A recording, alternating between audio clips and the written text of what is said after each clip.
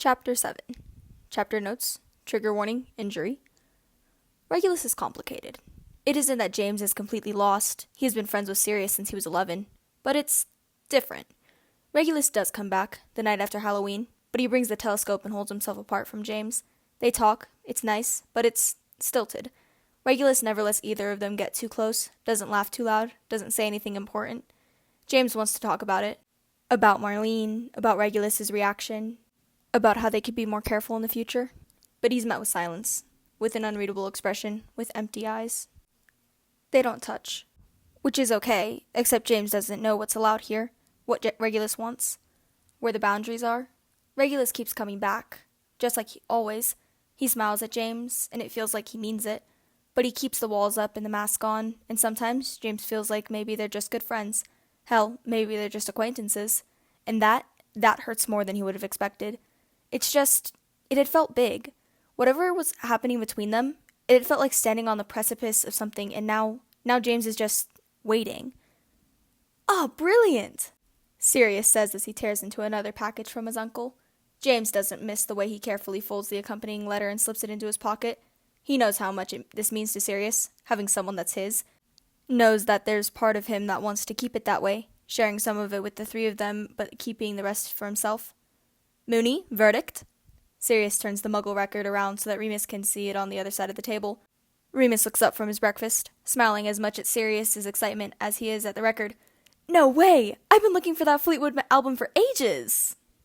Sirius preens, and James quickly ducks his head, trying to hide his own smile. He was worried at first, but so far it's been really good, this whole thing with his uncle. The impromptu pranking has certainly been on the decline, which James is a fan of, if for no other reason than he hates being left out. You've got a free period in the afternoon, yeah? We can listen to it if you want? Remus blinks, forkful of eggs missing his mouth. Yeah, sure, yeah, we can do that. Cool, Sirius nods, eyes already back on the track list.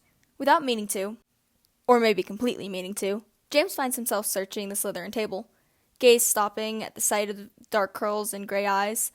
Regulus is sitting with Crouch and Rosier, smirking at something one of them said, looking every inch the Black Prince he's supposed to be. It's hard sometimes, making the two versions of him fit together in James's head. He'll see Regulus in the halls, and he won't even recognize him. It's a bit frightening if he's being honest. Morning. Lily slides into the seat beside James, jolting him out of his thoughts and nearly making him choke on his breakfast in the process. All four marauders turn to stare at her in mild shock as she starts filling up her plate. Peter leans over towards Remus and very loudly whispers, Has James finally imperioused her? James scowls at him while Sirius barely keeps it together beside him. Problem? Lily asks, taking a bite of her toast like this is the most natural thing in the world.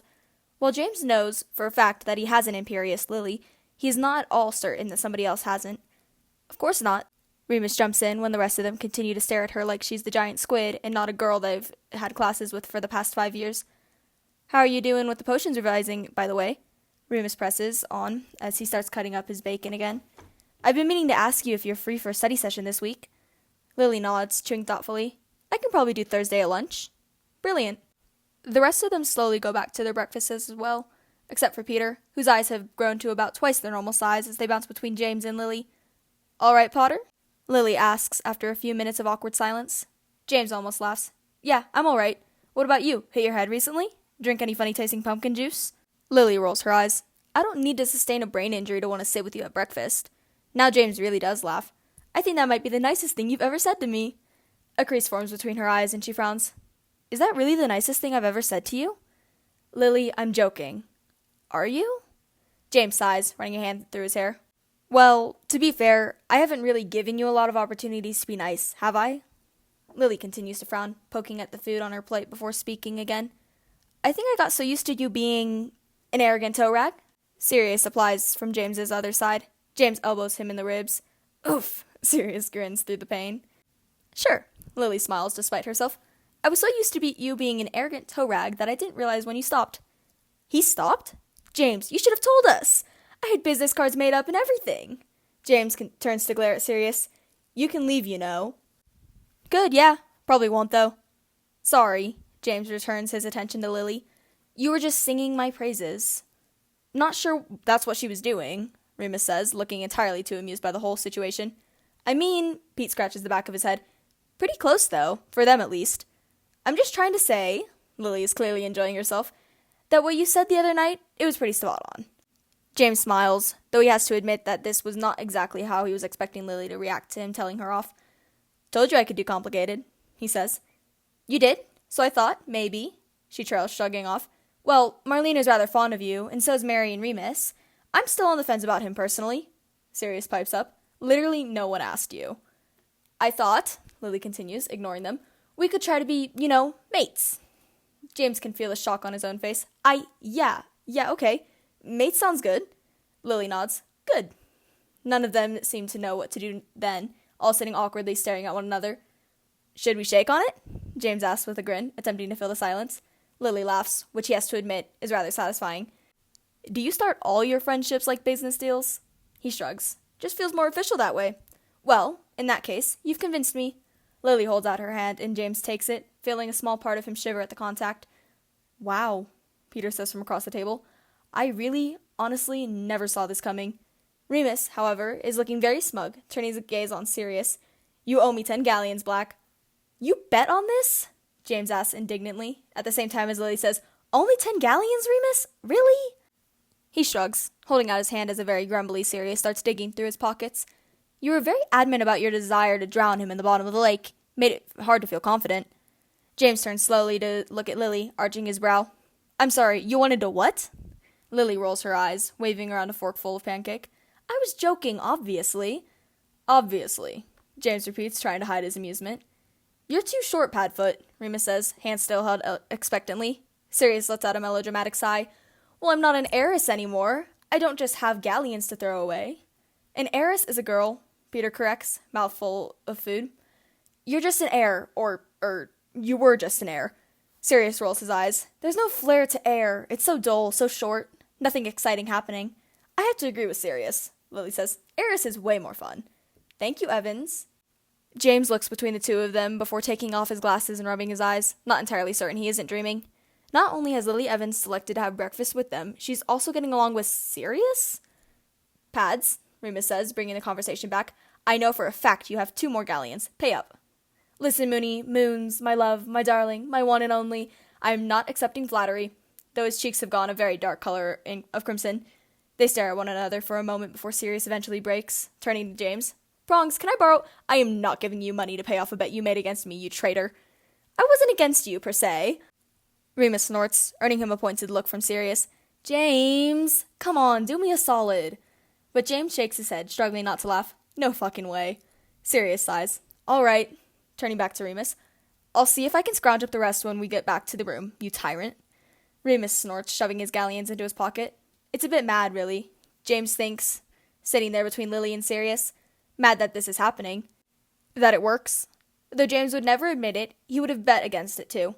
"So," Lily asks, reaching across the table for the orange juice, "are we going to beat the shit out of Ravenclaw this Saturday or what?" It's Sirius who responds first, his barking laughter ringing out so loudly James is almost certain he's going to lose hearing in his left ear. "Oh, I knew I liked you."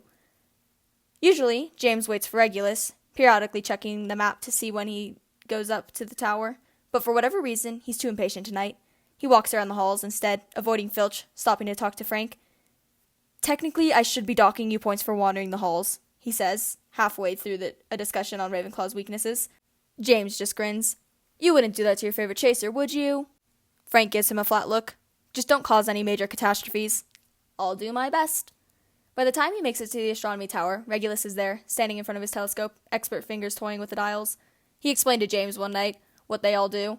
James had liked listening to him, had liked watching Regulus wave his arms around, his face bright, passionate. James hadn't understood a word of what he was saying, mind you, but that had been a good night. "Fancy meeting you here?" he says as the door closes behind him. Regulus doesn't respond, or react at all, really, which seems cold even for him.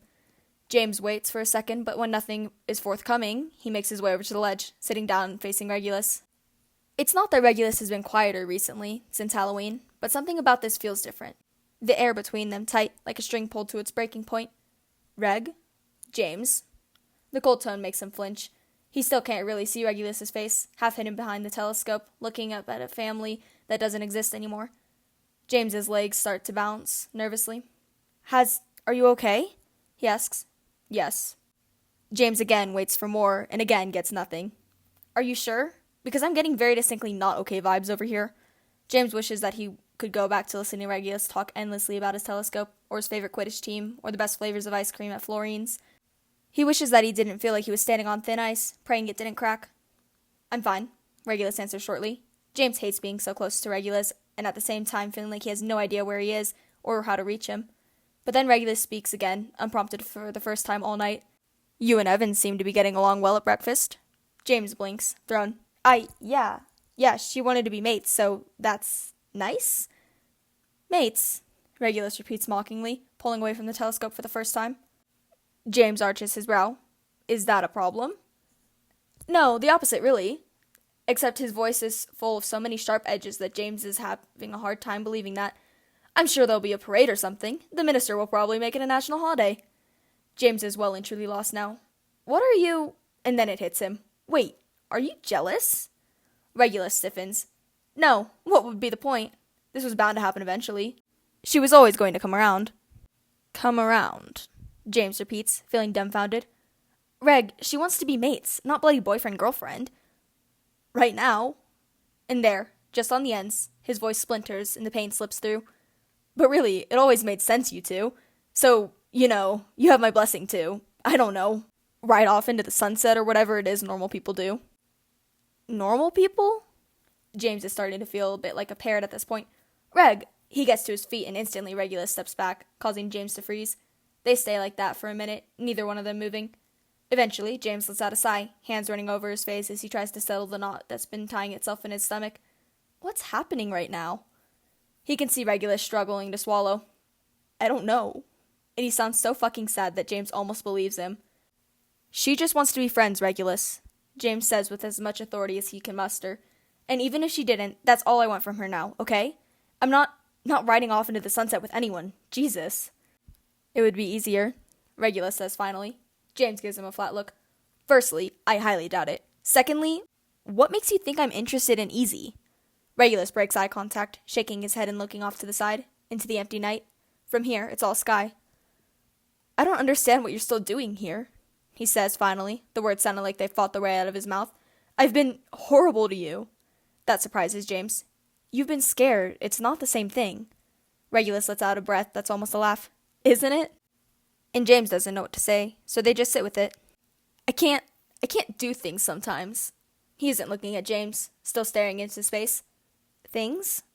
Regulus closes his eyes, a look of frustration crossing his face, though not directed at James, he doesn't think. I can't always be here, be touched.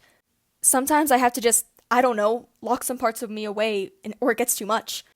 He lets out a labored breath, and James feels his chest ache. And then I saw you two this morning, and I just thought, you just looked so perfect, and I thought, I bet she doesn't ever have to disappear. I bet she's normal and well-adjusted. I bet she's nice. Reg, James says softly, slowly taking a step forward but not touching him. You're nice. He scoffs. I'm not, though. I know I'm not, and I hate it. It's just this. He motions between them. It doesn't come naturally to me, and I want to not care, not about you or any of it. God, I want to not care so badly it hurts, but I do care. He looks at James for the first time, and He cuts himself off, shaking his head. It takes James a minute to work out which words are worth saying, because he has so many of them. He always has so many of them for Reg. I'm not going to pretend to understand everything about you, he says, which is admittedly maybe not the strongest start. When you want to tell me, if you want to tell me, I'm here. But until then, I just want you to let me be around you, however you can. Just don't shut me out completely, okay? Because this week was hard. He sighs, running a hand through his hair. I feel like I've been out here on my own. There's a pause before Regulus nods. Yes, I can do that. His shoulders sag as he presses into the wall behind him, face flickering between controlled and terrified. Reg, can I touch you? The younger boy sighs, sounding exhausted. I hate that you have to ask that. I don't, and he means it. Regulus eyes him for a moment before reaching forward and tucking him close, forehead resting against James's chest. And oh, that feels good. To have him again, to hold him. I just want you, Reg, he says softly, kissing the top of his head. Just you, however you are. Reg snorts, the noise muffled by James's torso. That's a ridiculous thing to want. James runs his hands slowly up and down Regulus's back, feeling the heat through the fabric of his jumper. Nah, he says confidently. It's brilliant, really. The crowd interrupts as James scores his 6th goal in the game against Ravenclaw. With Mary's other 4th, they're starting off with a steady lead. James feels good. I mean, he always feels good playing, but this game is different. Now that, Sirius says as he pulls his broom up beside him, is the showmanship I'm looking for. James laughs. I live to please you. Damn straight. The Ravenclaw keeper does a good job of getting the quaffle out of his zone, launching it nearly halfway across the field. Merlin, the arm on that kid, he hears Sirius mutter, but James is already chasing the ball down the pitch. The wind whips against his face as he presses himself closer to the broom, eyes zeroing in on the quaffle. One of the Ravenclaw players tries to get in his way. A mistake. James dips under him with ease, letting his broom spiral the way he knows the crowd likes. The Ravenclaw strategy seems to be simple enough. They have a pair of chasers who work exceptionally well together, so they send them down the field, passing the quaffle back and forth and turning the match into a giant game of monkey in the middle. James doesn't want to play. He keeps low and fast, getting himself underneath them as they move back down the pitch. Frank is probably the best keeper at Hogwarts, so James isn't particularly worried about them scoring. But that doesn't mean he doesn't want to steal the goal. They're nearly at Gryffindor net, but James smiles, because he's figured out the pattern, which means he knows who's going to try to make the shot. And if he knows who's going to shoot, that means... Merlin's balls! Sorry, Professor, but James Potter has stolen the quaffle! They weren't expecting him, so the defense he runs into on his way back across the pitch is pretty sloppy. James feigns to the left, avoiding one of Ravenclaw's chasers as he rolls up on their goal. Their keeper really isn't bad, but he's shaken, James can tell. He grins, aiming the quaffle through the top of the center ring. Another goal for Gryffindor! The crowd cheers again, the noise filling James up. He flies over the stands, gliding along and high-fiving his classmates, which is technically not allowed, but that's never stopped him before. Mr. Potter, Professor McGonagall's voice comes over the speakers. Stop showboating and take your position in the field immediately. James looks over to the commentator's booth and finds the rather austere older-looking witch staring pointedly at him, arms crossed over her chest. James's smile widens. Yes, ma'am, he calls out, saluting her rather theatrically before flying back into the game. The quaffle is back in play. This time Mary takes the lead, battling it out with the Ravenclaw chaser until she sees her opening and takes it. Yes! James hisses, out of breath, falling alongside her in case she needs support. Not that she's likely to. She's dodging ravens like a motherfucker. And Gryffindor is in possession again! Comes the ecstatic voice over the speakers. Potter and MacDonald are making a joke of Ravenclaw's defenses in this game, and it looks like... James has never cracked his skull open before, but he imagines it probably feels like this. At first, it's just the pressure, something heavy colliding with his head. The world blinks. His broom no longer underneath him. An incredible weight pulling his head down, down, down. At first, it's just the pressure, and then it's all pain. He doesn't know where in the forest he is, which is odd. Usually he's better at not getting lost.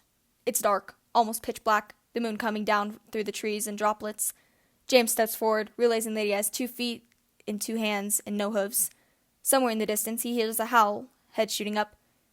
He looks for his wand, but he can't find it. Sirius? James half shouts. Peter! He doesn't know how he ended up here like this, but he knows he needs to find them. It's hard to walk. It feels like the air is too thick, like he's wading through water. He looks for the usual landmarks, but everything is blurring together, distorted, identical. Sirius? Peter! He calls out again. Something rustles behind him, and James whips around, but all he sees are trees and the empty dark spaces between them, the unease crawling over his skin. He has to find the others. James? He turns around, and this time Reg is standing there. The moonlight that is dim everywhere else is bright on his face. He looks blurry around the edges. Hey, James says, smiling automatically as he steps closer. What are you doing here? You said I needed to see it. He shrugs, smirk tugging at his mouth. Well, here I am. James laughs. And what do you think? Lots of trees. That tends to happen in a forest. Honestly, I don't feel that it lives up to the hype. Wow, bold words coming from someone who was too afraid to come in here. I wasn't afraid. Sure you. There's another howl, James's head snapping in the direction of the noise, once again seeing nothing but trees and shadows. It hits him, suddenly, why he's here in the forest at night. Reg, you have to. But when he turns back, Regulus is gone and Sirius is in his place. Did you just call me Reg? His best friend asks. James is finding it hard to keep a grip on what's happening, eyes bounding around, looking for Regulus, not sure where he is, but knowing he shouldn't be in here all alone. Not if Moony... James? Hello? Why the fuck were you talking to my little brother? James's brain feels fuzzy. Everywhere he looks, everything looks the same. It's not just that they're surrounded by trees, but they're the same trees. He feels dizzy. Did you see him? He asks finally, ignoring Sirius's question. Did you see where he went? We have to get to him, and then we have to get out of here. Something isn't right. Why aren't we... And then there's screaming. Sirius is gone, and someone is screaming. He can't tell which one of them. He can't tell if it's both. He starts running, barely dodging the trees as he shoots through them, the voices getting louder. This is my fault, he thinks. This is my fault. I brought them here. He doesn't know if it's true, but it feels true, and suddenly every part of him is shaking. The screaming growing worse and worse, like their voices are being ripped apart, made into something barely human. I'm not going to make it, he thinks frantically as the noises strangle him from the inside out. I'm not going to make it, I'm not going to make it, I'm not going to... James's eyes fly open as he wakes with a jolt, his chest heaving, fingers gripping the bed as he tries to figure out what happened, where he is. Prongs? James flinches until he sees Sirius, and then he almost cries. You're okay, he wheezes, voice thin. Peter and Remus come into focus on either side of him. He's in the infirmary. Of course he is. You're okay, James repeats, collapsing back down onto his pillow but reaching out for Sirius anyways, hand wrapping around his wrist, making sure that he's real. Yeah, of course I am, Sirius says, confused, though he doesn't pull away from James's touch. Jesus, it's you who's not okay. James's eyes have fluttered closed because it hurts more when they're open. Me? He asks drearily. James? Remus says his name tentatively, and James reluctantly opens his eyes again, meeting his friend's concerned stare. Do you remember what happened? I remember being alone in the woods, he thinks. I remember screaming. No, His head gives a sudden bone-grinding ache, the pain running through his whole body. Fuck, he hisses under his breath, squeezing Sirius's wrist. Prongs? Sirius asks nervously, stepping forward. Sorry, he grits his teeth. Just hurts. Should I get Pomfrey? He hears Peter ask, no longer able to see properly as a dozen black spots suddenly fill up his vision. Yeah, you better. He hears the sound of the curtain being drawn back and Peter's quick steps on the stone floor. James breathes in deep, trying to get his thoughts in order. Someone remind me how I got here, he says eventually, eyes still closed. He doesn't need to look to know Sirius and Remus are trading glances back and forth. The four of them barely need to use words at this time. Quidditch, Remus says finally. You were in the middle of a game, doing well, really well actually. We think that's why. Fucking bones, Sirius cuts in, voice cold. Aim the bludger right at your head. James snorts. That's what I get for showing off then. You remember? He starts to nod and then instantly regrets it. Fuck, yeah, you've jogged my memory. Game against Ravenclaw, 110, Gryffindor, 30, Ravenclaw. Mary had the quaffle. Another thought strikes him and his eyes fly open. A mistake, but he pushes through. We won, right? He looks at Sirius. Right? But Sirius won't meet his eye. What? Oh, come on, how? We were crushing them. Another look is traded between Sirius and Remus. Well, neither of us saw it, but... Wait, James is looking at Sirius again. What does he mean he didn't see it? Sirius makes an irritated scoffing noise. Oh, come on, you really think I was gonna have your head nearly knocked off and then keep playing a stupid fucking game? James blinks, silencing the part of him that wants to say, yes, obviously, it's Quidditch. A few tense moments pass before Sirius speaks again, still not looking at him. I've never seen a hit like that, James. For a moment, it really looked like... He hears Remus let out a shaky breath from his other side. He's kicked off the team, Bones is. James tries to let that sink in, eyes still on Sirius in his unnaturally pale face. Hey, he pulls on the arm he's still holding, causing Sirius to stumble forward, to make eye contact with him. I'm okay. He smiles, despite the blinding headache currently raging through his skull. A pained look ripples across Sirius's face. James, he whispers. James, I'm so sorry. I didn't see it. For a moment, James is genuinely confused. What? And then, oh, Jesus, Pads, this is not your fault. Of course you didn't. I didn't even have the quaffle. There was no reason to think that thing was going to come for me. I should have been paying more attention. James lets out an exasperated sigh, turning to Remus for help. Oh, don't look at me, Remus says. I've been trying to get him to stop blaming himself for hours. Hours? James' brow raises. How long have I been out? Sirius looks like he's going to answer when the curtains are pulled back and Pomfrey and Peter file in. Good, the older woman says, giving him a once-over. Still remember how to talk then? Was there a possibility I wouldn't? James asks as she starts waving her wand over him, silently casting, what James assumes, are diagnostic charms. You never know with brain injuries, she says, far too casually in James's opinion. No memory troubles? Name, location, year? James, Hogwarts, 1975. I'm fine. He had trouble remembering what happened right before the injury. Remus pipes up, earning him a scowl from James. Hey, I'm not walking out of here just for you to have some kind of brain bleed or something. Sirius sends him a look from across the bed. Brain bleed? Have you been watching Muggle soaps again? I don't see how that's relevant, Remus huffs, cheeks pinking. I heard of one bloke who hit his head and remembered everything except the name of his wife, Peter adds. James laughs and then quickly clutches his head. Ow, Pete, no jokes, please. Not a joke, just a fact. But Peter is smiling anyways. All right, Mr. Potter, Pomfrey interrupts, slipping her wand back into her front pocket of her apron. It looks like everything is healing nicely. You'll have to stay in here for tonight and tomorrow. Then we can reassess. Oh, come on, Poppy, James whines, earning him a pointed stare. I mean, Madame Pomfrey. I'm good, really, just a little... He tries to sit up and instantly feels a shockwave of pain wash over his whole body. His vision goes white for a minute, and the next thing he knows, Sirius' hands are on his shoulder, helping it to ease him back down. Uh-huh, Pomfrey says from the end of his bed, arms crossed over her chest. You're in no fit state to be going anywhere, and I'll have to talk to Minerva as well. McGonagall? James says, a voice more of a groan than anything else. Yes, you won't be able to fly for at least 3 weeks. What? James goes to move again, but this time Remus holds him back, Sirius and Peter both looking at Pomfrey with similar expressions of horror. You must be joking, Sirius says, and James finds himself incredibly grateful for the shared outrage. Yeah, that seems really long, Peter adds. Pomfrey looks frankly unimpressed with a lot of them. That boy just had his skull fused back together. Wait, I what? Despite what you might think, she goes on, the brain is a very delicate organ, so until he's completely healed, he will not be throwing himself into the sky. Am I clear? But, Mr. Black, she says harshly, eyes blazing as they zero in on Sirius, I would strongly suggest you agree with me. After a few minutes of struggling, Sirius eventually gets out a sulky, yes, ma'am. Pomfrey nods, satisfied. Good, you have 15 minutes and then you are to return to your dormitory. Oh, come on! 15! She holds up her hand, shoving the protest back down their throats. I do not know what misled you to thinking this was a democracy, but I assure you it's not. 15 minutes and then I start docking points. No one argues, and after another sharp look at all of them, she parts the curtains again. Shit, James, Peter whistles. 3 weeks! Ow! He glares at Sirius, who just smacked him in the back of his head. Not helping Pete. James sighs, bringing his hand up to his face. They're cold, and for a moment it feels nice. I don't want to talk about it, he says eventually. I'll lose it if I talk about it, and my head already feels like it's splitting open. Yeah, way too soon for that joke, mate. James snorts, opening his eyes to meet Sirius's. Sorry. You need us to get anything, James? Remus asks. He starts to shake his head, but then thinks better of it. Nah, I don't think so. Besides, I doubt Pomfrey would let you guys back in. Sirius makes an indignant humph noise. We're marauders. No one lets us do anything, Peter says with a shy grin. James finds himself smiling back. Fair enough. I am fine, though. Remus nods. 5 minutes! Pomfrey shouts from the other side of the room. Merlin, that woman. Sirius curses under his breath. We should go. You need sleep, Remus says, picking up the coat he'd thrown over the back of his chair. We'll be back tomorrow, though. First thing. Remus looks at Sirius, a question in his eyes, but Sirius waves him off. Give me a minute, yeah? Sure. Pete?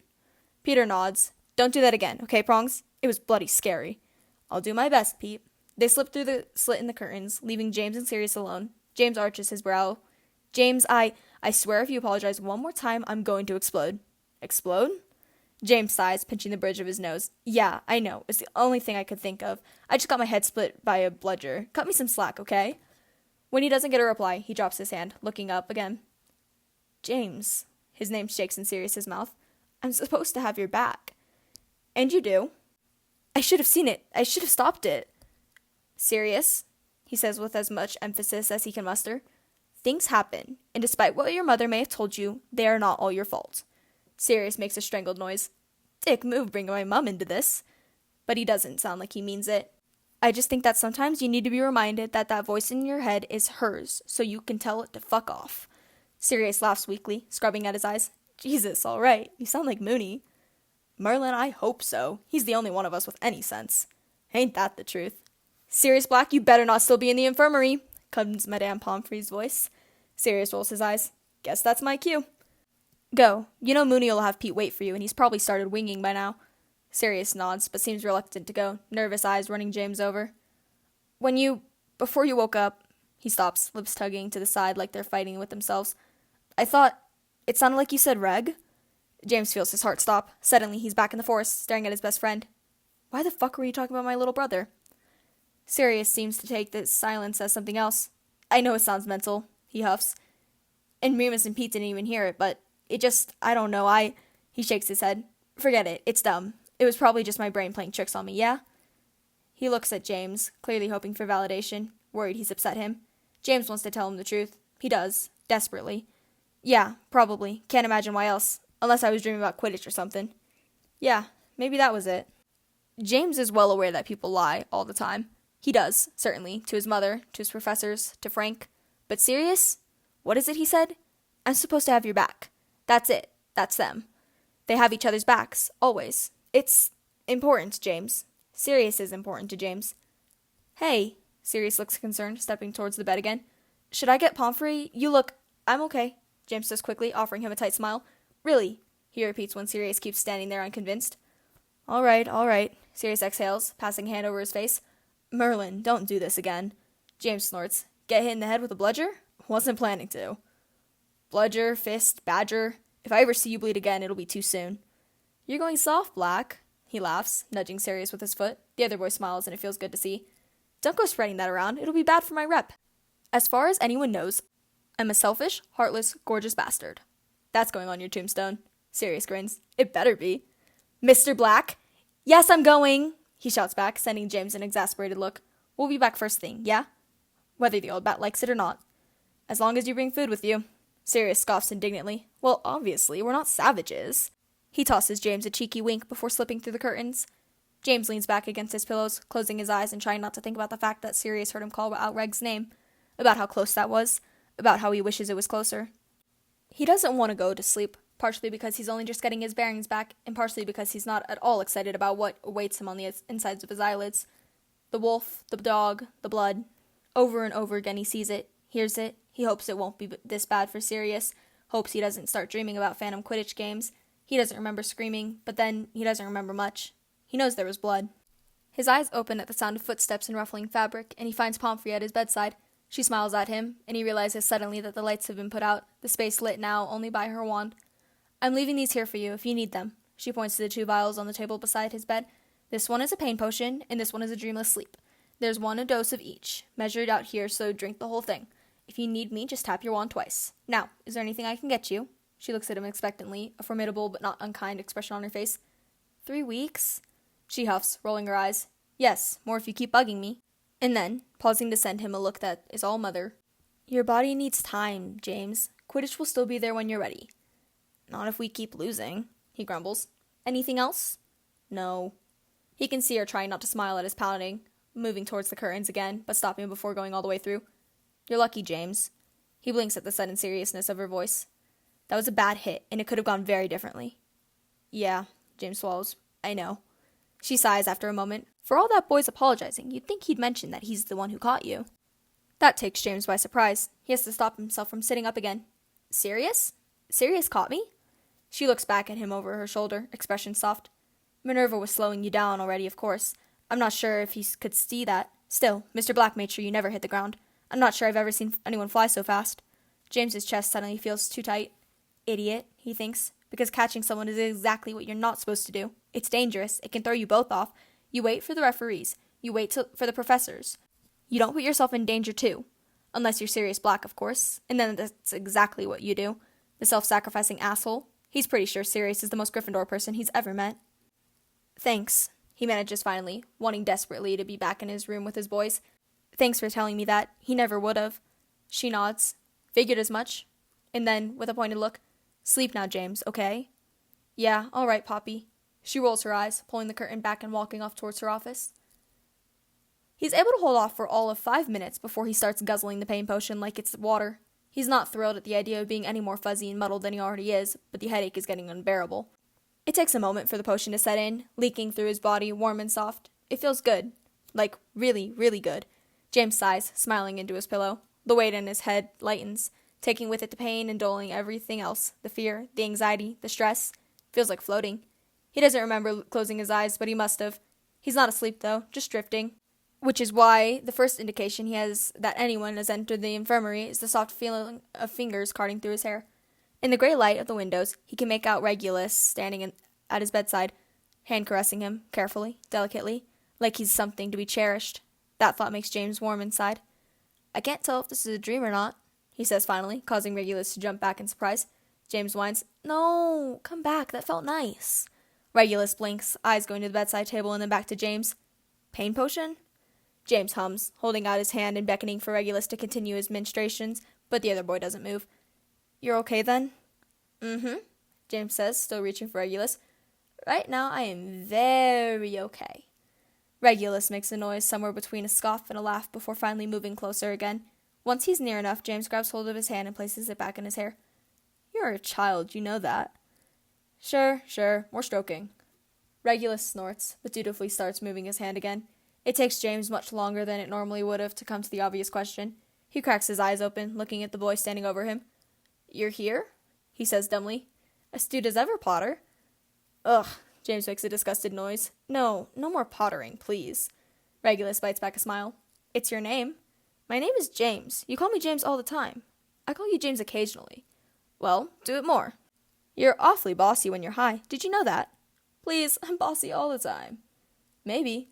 His hand stills in James's hair, and he's about to start complaining when the hand slides down to cup his face, the touch so light that James is barely sure it's even there. Regulus lets out a shaky breath. You're okay, he whispers, more to himself than James. You're okay. Hey, James says, pulling on Reg's sleeve. I am, you know. You don't have to sound so... Don't. And even James' drug-addled brain is struck by the way the word comes out. Just... And he can see him struggling, the way he does when the part of him that wants to keep everything sealed off fights with the rest of him. James waits for Regulus to say more, but he doesn't. Instead, he leans down and presses into James's mouth. He doesn't think that he's ever been kissed like this before, soft and desperate at the same time. It goes on for a while before Regulus pulls away, resting his forehead against James's. I hate you, you know that? He says breathlessly. Yeah, tastes like it. Regulus snorts. Hey, James goes on, you distracted me. Distracted you from what? James makes an annoyed noise as though it ought to be obvious what he means. You're here. We've established that. James rolls his eyes. Yeah, but how? Pomfrey's right there. He gestures beyond the curtains. Regulus looks a little smug. You think you and my brother are the only people who know how to sneak around? No, but he snaps his mouth shut, unsure of whether or not he should tell Regulus about the map or the cloak, or if that would just be another betrayal of Sirius somehow, to share their secrets. Eventually, Regulus shrugs. I'm good at disillusionment charms. Of course you are. What does that mean? I don't know. Come here. He pulls hard on Regulus's arm, forcing him to have to brace himself on the bed, one hand by James's shoulder, one knee on the edge of the mattress. Merlin, James, will you be careful? You just had your skull cracked open. Stop pulling on me. James only smiles, tugging Regulus further onto the bed. I'm not going to... Just lie with me for a bit. That's it, Reg. Oh, that's it, Reg. The other boy grumbles, practically on all fours now, hovering over James. Pomfrey could come at any time. Yeah, but you're good at disillusionment charms. Regulus rolls his eyes, letting out a huff. I can't make myself bloody disappear. I'll distract her, James says casually. I'm very distracting. I've noticed. Have you? Far too pleased with himself. When Regulus continues to hold himself apart, James drops his hands, worry breaking through the potion. Is this okay? He asks. The world is so fuzzy right now that he's not sure that he can read Regulus as well as he usually does. The younger boy huffs, before carefully fitting himself beside James. It's okay, James, he says quietly. Stupid and reckless, but okay. Smiling, James wraps his arms around him, pulling him into his chest, burying his nose in his hair. I'm glad you came, he murmurs. He feels Regulus exhale against his chest. Go to sleep, James. Chapter end notes. Hello, lovelies. I don't know about you guys, but I'm a little obsessed with Regulus-James interactions in this chapter. Am I allowed to say that if I wrote them? I don't know, but it's true. Also, Sirius and Lily being hilarious friends is one of my favorite things, so prepare for more of that. Your comments are so sweet. Hope you're having a lovely day. Reader end notes. That one was quite emotional. I liked doing the dialogue of that one. Thank you for listening. Sorry if there's any background noise. There was a thunderstorm, and I have a bunch of paper on my desk right now, so if there's any background noise in there, that should be what it is, and I apologize about that. But thank you for listening, and see you next episode.